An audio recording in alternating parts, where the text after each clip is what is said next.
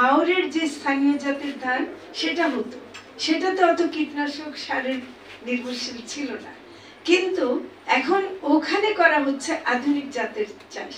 আধুনিক জাতের চাষ করা মানে হলো সার কীটনাশক দেয়া।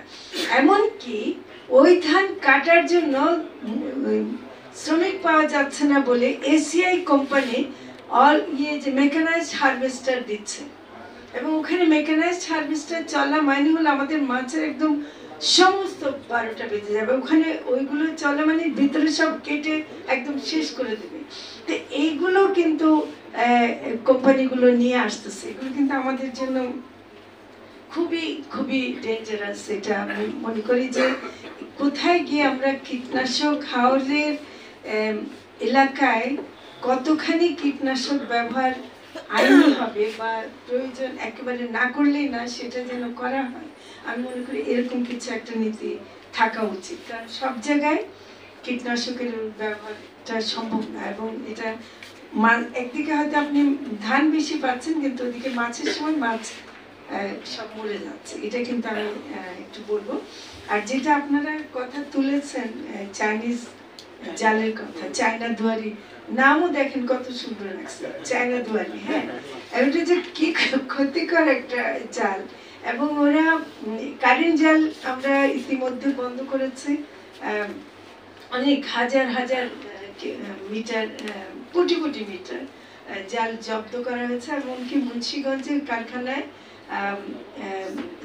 অভিযান করে বন্ধ করা হয়েছে। কিন্তু চায়না দুয়ারি জালও আসলে বন্ধ করতে হবে। এবং এখানে আসলে হয় কি যে চিন্তাধারা আমাদের এমন হয়ে গেছে যে আমরা মানে রৈখিক চিন্তা করি, যেখানে যেই জিনিস দিয়ে মাছ ধরবো সেটাই থাকবে, তা না করে চায়না দুয়ারি দিয়ে সারা বাংলাদেশে মাছ ধরা হচ্ছে। তো আমি মনে করি যে এগুলো অবশ্যই বন্ধ করতে হবে। চায়না দুয়ারি জাল, দেখেন জাল হবে মৎস্যজীবীদের একটা উপকরণ, সেখানে এই জাল হয়ে গেছে অবৈধ, তাই না?